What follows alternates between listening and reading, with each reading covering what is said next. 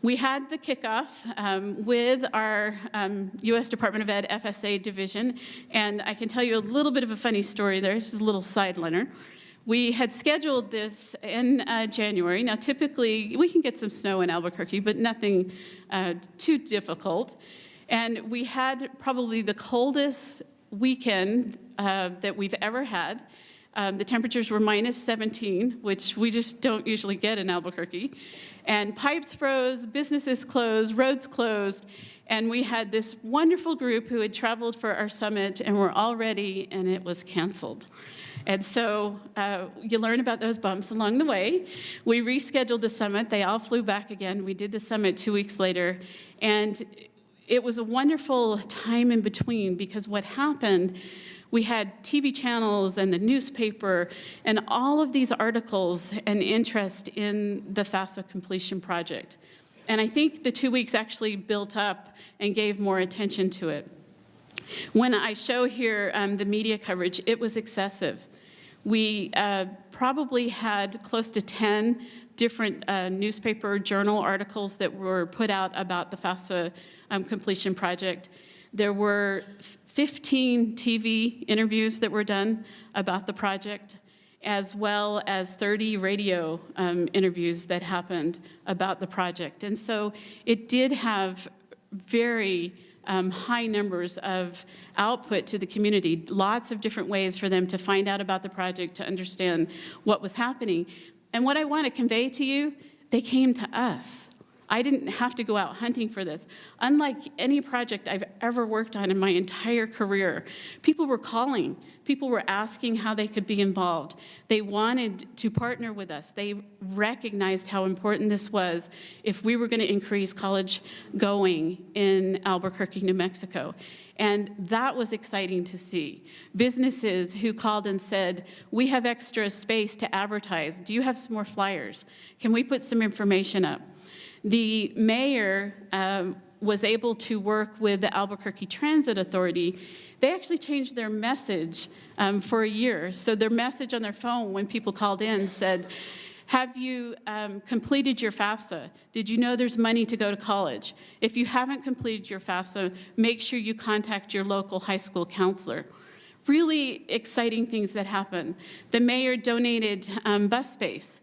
And on the sides of the buses, they put up banners, again, announcing how much money was available in financial aid, and please contact your school counselor for more information. They also advertised over 184 FAFSA completion events happened in 2011.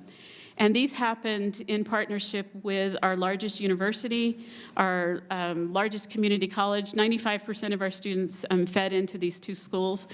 They opened up as trusted centers as well, just in case there was a group of parents and students that wouldn't feel comfortable walking into a high school disclosing financial information and having a high school counselor or a high school staff looking at that information. So we tried to broaden it and open it up anywhere.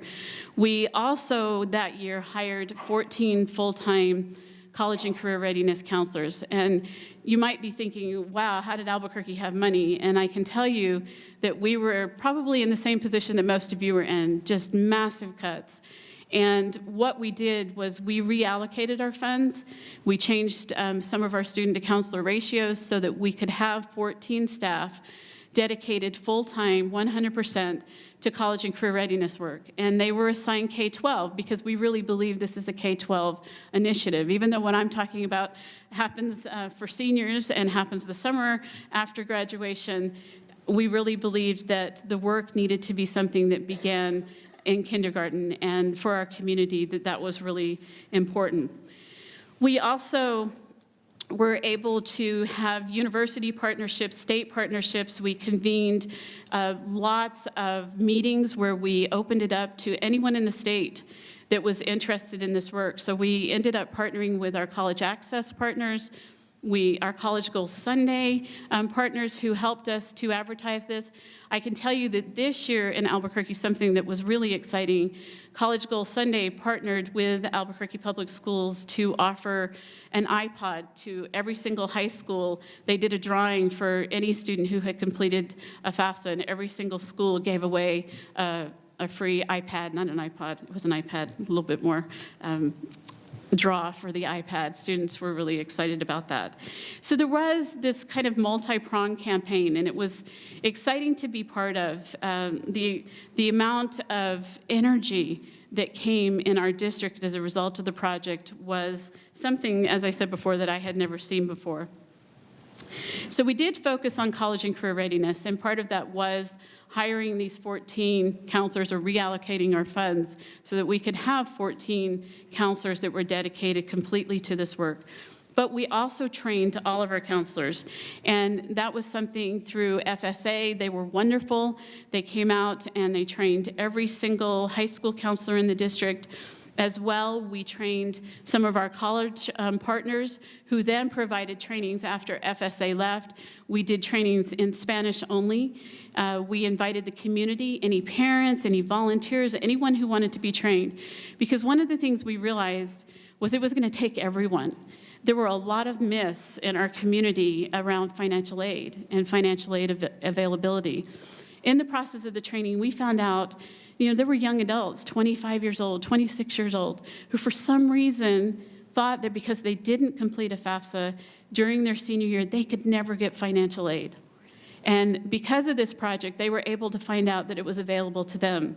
Something that we haven't tracked that I think down the road is something that we need to look at is the number of adults that are deciding that they can go back to school.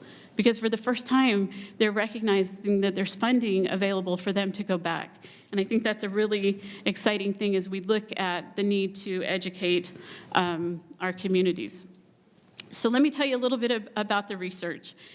What we were able to do was look at a comparison of 2010 and 2011 high school graduates. We had 8,655 graduates across 21 schools. And what we used was the FAFSA completion information as well as information from the National Student Clearinghouse. And this information came anonymously, it was de-identified, and we were able to look at this to see what happened when you looked at a comparison before the project was implemented versus once all of these interventions were put in place. And so this is just a quick chart I'm going to throw up here, and I won't dwell on this too much, but I just want to say we were able to find very significant increases for not only FAFSA completion. We wanted to look at initiation. How many more students started the FAFSA in 2011 versus 2012? How many students completed? And we had a 10 percentage point increase between 2010 and 2011, which roughly is about a 25% increase in FAFSA filings between the 2 years. This was the part that got us really excited. This was the piece that we felt like was the most essential part of our work. If we were only completing and increasing the number of students who were completing a FAFSA, that's exciting, but we want them to go to college. We want to see that they're enrolling. We want to see that they walk through the door. And so this piece became something that we got really excited about. When we looked at the college enrollment numbers, there was an increase in 2011. Students had roughly a 12 percentage point chance higher that they would go to college in 2011. This was numbers that were unheard of, and I don't know about your districts, but in our area of the country, there was a decrease for most school districts and most schools in 2011. There was a little bit of a bubble in 2010. I know that the National Student Clearinghouse and the National Association for Community Colleges just released a report last month that for the first time in over a decade, there was a decrease in enrollment for community colleges across the nation. We wanted to see, this was, a quasi-experimental design because we didn't have a randomized group, treatment with a control group and a treatment group. So there were some things we needed to look at in terms of could this be attributed to something else. So we went to some surrounding districts to look at their college enrollment numbers, and they also were reporting decreases in 2011. So then we went to the feeder schools that 95% of our students fed into, and they also reported decreases in enrollment for 2011. I don't think it's coincidental that FAFSA enrollment increases were 10% and college enrollment increases were 12%. There's definitely something here about this project and about the opportunity that this brings for students. I had several, well, I'll go into that one next. I had several principals call me after the first year, and it was really exciting and touching, and sometimes you think, you don't know all the kind of the anecdotal results of a project that you're doing. And one principal called to tell me, thank you, thank you, thank you. My daughter wasn't going to be able to go to college. My wife lost her job. We couldn't figure out how we could afford this. I didn't even know that there was financial aid available through the FAFSA. Shocking. This is one of our principals telling us this. He said, but I want to tell you, he says, I've been in the schools for 30 years, and I have never seen a project that I believe will impact our students more than this. He said, I saw more hope in students' eyes about opportunity and being able to go to school because of the support that was given to them through this work. And that was just a really exciting thing to hear. I had another principal call and tell me, I think for the very first time, our minority, our low-income students, our first-generation students, we are going to see huge increases, unlike anything we've ever seen. This is well before we had any of the data. And he was just saying this from his view of watching what was happening in his school, talking to parents and hearing what was going on. This project that we worked with in Albuquerque, I also want to give some credit to Eric Bettinger from Stanford University and Bridget Long from Harvard. They had previously done some work looking at FAFSA completion through an H&R Block study, where they worked with, this was the first time it was 3 different communities, where they helped students who, their parents had come in to use H&R Block to file their taxes, and they pre-populated FAFSA information for them. And what they were able to find is somewhat similar to what we found in APS in terms of the percent completing their FAFSA and the percent enrolling in college. And so you can see 2 different projects, 2 different ways of looking at doing some of the work. But what happened was Eric Bettinger contacted us in Albuquerque and said, we'd like to make lemonade out of lemons. And kind of the analogy was, you were hoping to get your reports in January, you didn't get them to May, and our students had already graduated. And so what they felt like was if we could look at some type of summer intervention, something that we could do to work with students in the summer to increase FAFSA completion. So what we did was we hired counselors who worked during the summer. And the first summer, all they did was work with students who, as of graduation, had not intended to go to college and also had a 0 for their match on the FAFSA completion. And over the summer, our counselors reached out to them to support them, to find out what their post-secondary plans were, to see if they could help them with financial aid, if that would make a difference for them, and to really be available. And I can tell you from a PR standpoint, we got more phone calls and more excited parents over the fact that the school district cared about their child who had just graduated, and that the school district was offering some support during the summer for that transition time because no one owns them. And I'm going to talk about some research around this that we're getting involved with now that I think is a great partnership with the FAFSA completion project. So again, I want to show you just a few slides. I don't want to dwell on these a lot. We did see increases in 2-year and 4-year enrollment. We also wanted to look at the opportunity gap. So we wanted to see if we break it down by ethnicity, what does the growth look like? What can we see? And I want to show you for every single group that we looked at, significant increases. But our most significant increase with a 20.4 gain was our African American students. Really, really exciting when we saw those kinds of numbers. This is college enrollment in 1 year. Our Asian students, we were surprised that there was such an increase for our Asian students. Typically, in most districts, Asians have one of the highest college-going rates for your district. Even for our Asian students, that was a significant increase for them. Native American, again, huge increases in college enrollment between 2010 and 11. Hispanic, our district was predominantly Hispanic. We would have liked to have seen a higher increase there. We were a little disappointed. We wanted to see more, but that was the results that we got. Special ed. Now, in New Mexico, special ed are gifted as well as our learning disabled students are labeled as special ed. And so you can see the increases there as well. We did look at GPA, and you may have noticed in the results there was a difference between the end. So we had 8,655 and 7,113. There were a couple of issues with the GPAs that were reported, and there were some missing GPAs. We went back to the district to see if we could find out what had happened. They were in the process of changing their student information system, and we were not able to get them. So when you look at the GPA numbers, I want you to take that cautiously. We could have put them in at the mean. We decided not to. So these results are on the GPAs that we had.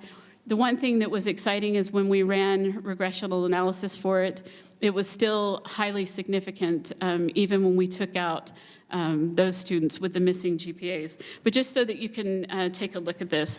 And then GPAs less than 2.5, there were increases there. You can see both for 2-year, a decrease in 4-year. And I looked at that.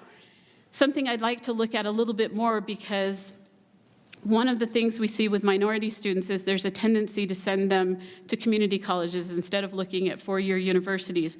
But I also think when you look at students with a GPA of less than 2.5, if the counselors are doing their job, then hopefully they're helping the students to have more supports and finding places that they'll be more successful, and not having them overreach and then not be successful that first year of school. And that might explain part of it as something we need to look at a little bit more.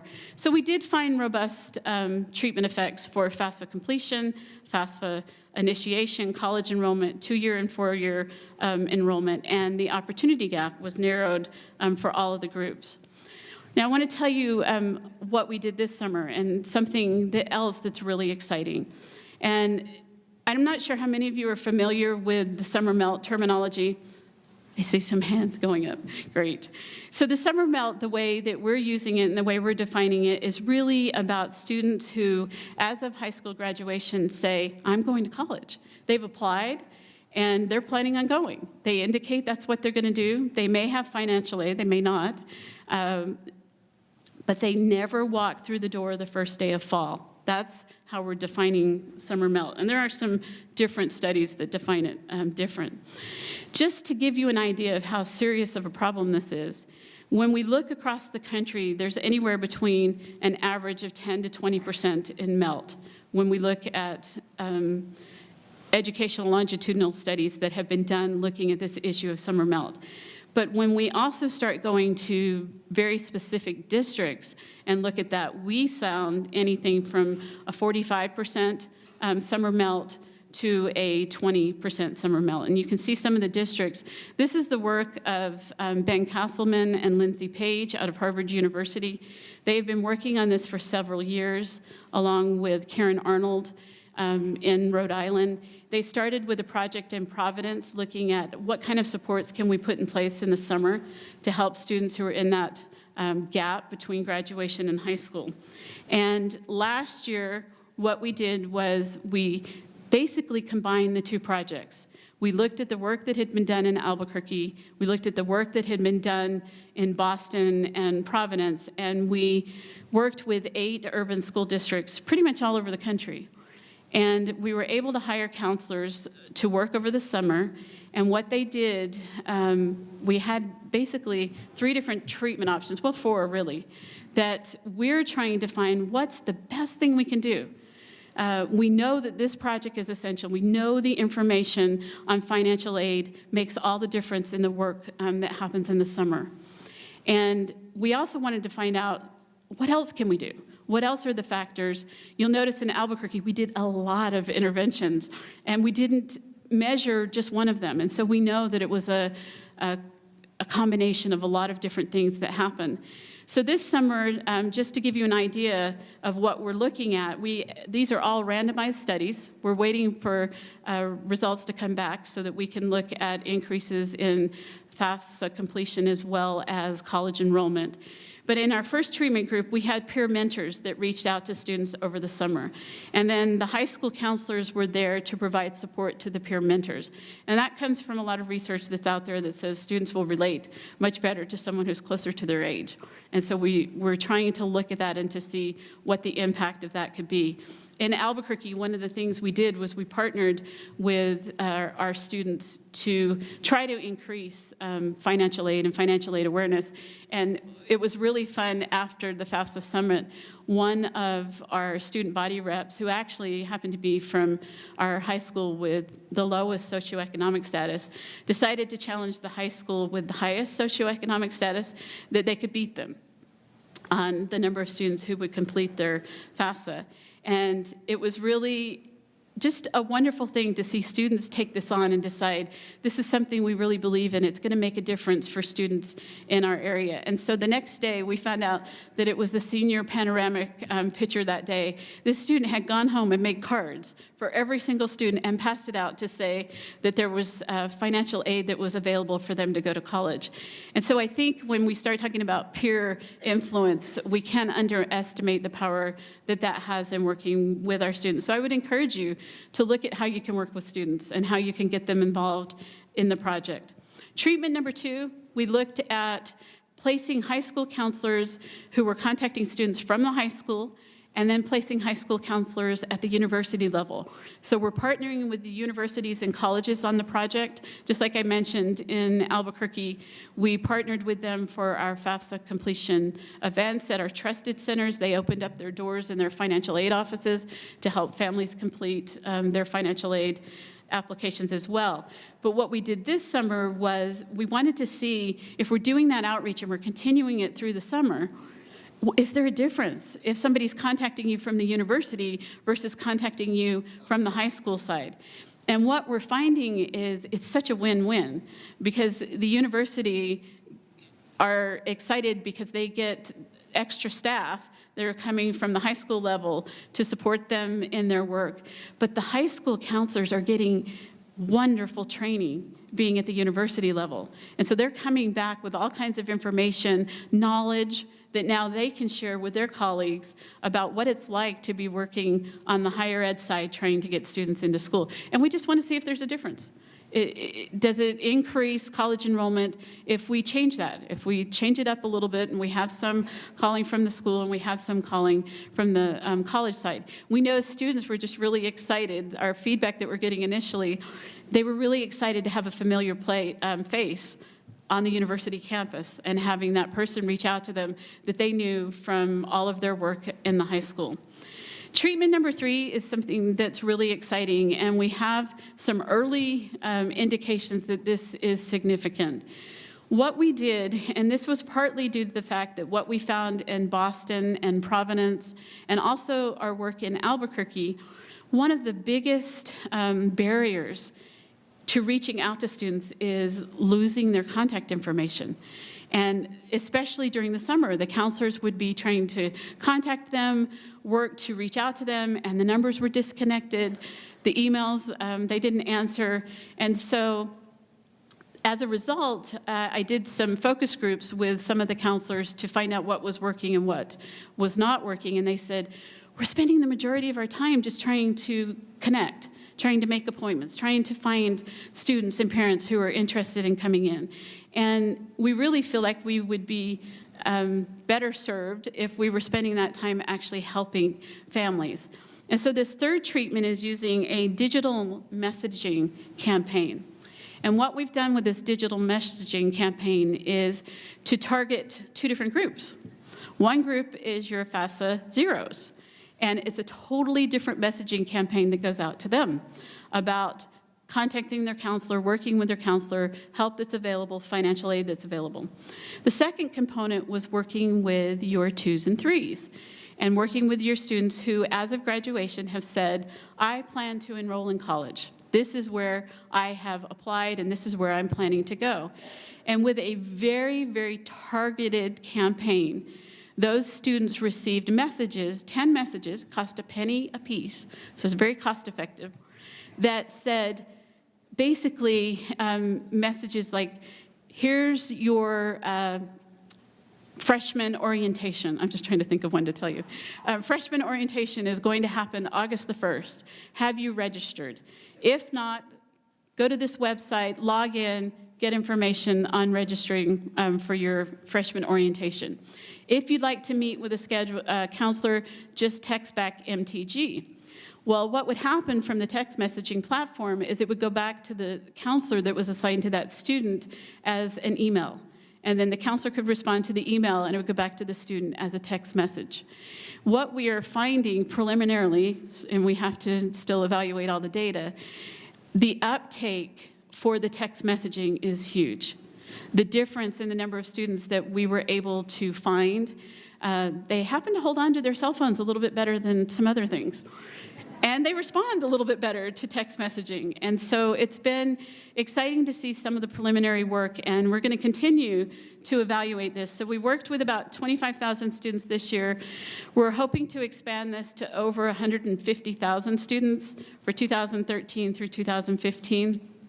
And so I'll put a little plug if it's something you're interested in. Talk to me after, and we can tell you some more about that project. Because we did fund the counselors to work during the summer, if that gets you excited about anything.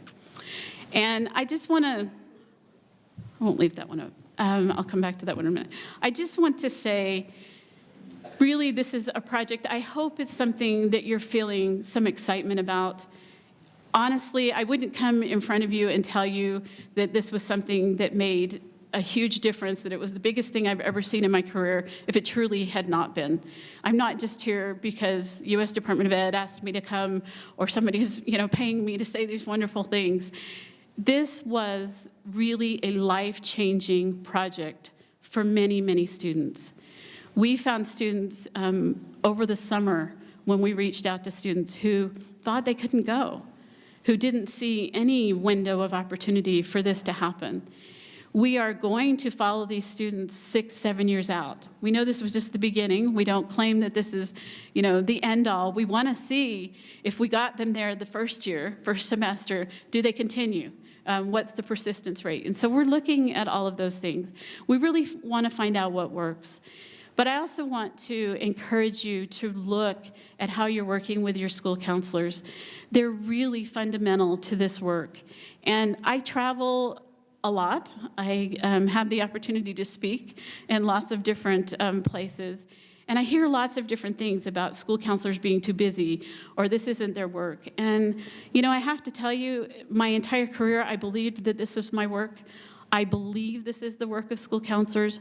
I believe that the school counselors forming collaborative relationships with others in the community is essential. I don't believe they're the only ones to do it, but I do believe they're key to seeing college enrollment increases, to making changes in your district, to reaching out to all students. I have seen a lot of programs that are wonderfully successful, but often those programs just reach a small percentage of students. When you can have a school counselor in the school that's doing a school-wide program to address increasing college enrollment, I believe it makes all the difference. And I know I'm speaking to you as someone who's been in that field and now trying to, from a research perspective, evaluate it and look at it.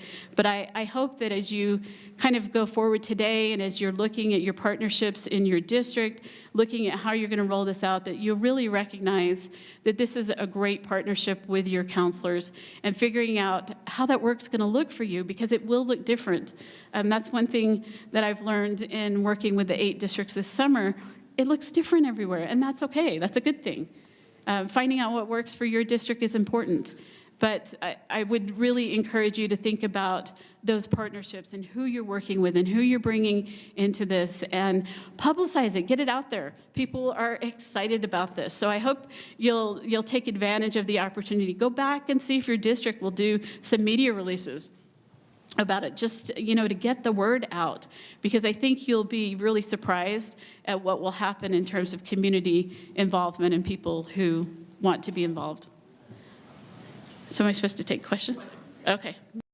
What type of questions and issues surfaced during the summer melt work with respect to the financial aid? Maybe the students had a package, but was the package complete? Did they have deposit money? What kind of issues surfaced that you had to work with? So one of the things just behind the idea of the summer melt work was really looking at all of those activities, details that are required to happen over the summer that students miss. They miss deadlines. They miss deadlines to turn in, for instance, maybe something as simple as their health insurance. And that was something interesting. Now, some districts will allow this and some won't, but even working with students over the summer to recognize if you're on your parents' insurance, you don't have to purchase the university insurance. For some students, that $1,000 was the difference between going and not going. Addressing, issues of housing. Anything that came up over the summer, their financial aid package, looking at the gap. Maybe they needed to look at different schools and really understanding the implications of what they could afford, what they might gain and be able to have by having everything paid for versus needing to take out student loans.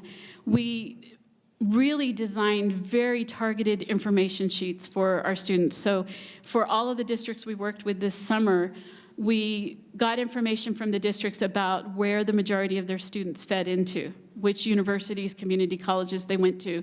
And we designed one-page flyers for every single school that they fed into with all of the deadlines, all of the contact information.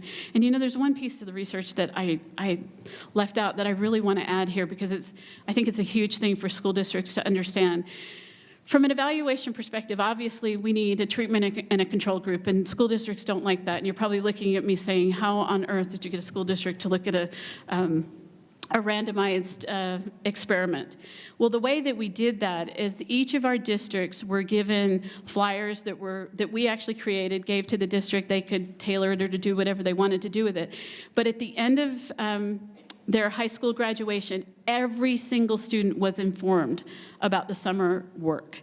They were informed that the counselors would be there all summer. They were given information on how to contact them. And any student who walked through the door got the same level of support during the summer as students who got the extra outreach, whether it was the text messaging or the peer mentoring or the counselors reaching out. And that was something that superintendents wanted to understand, that school boards wanted to understand, because they wanted to be sure this was something all students could be offered. And so I think that's an important piece that I neglected to comment on. But we did offer it, and what we're finding, students there's very low uptake when you just announce something. When you say, here, this is available, here's a flyer, come and see us.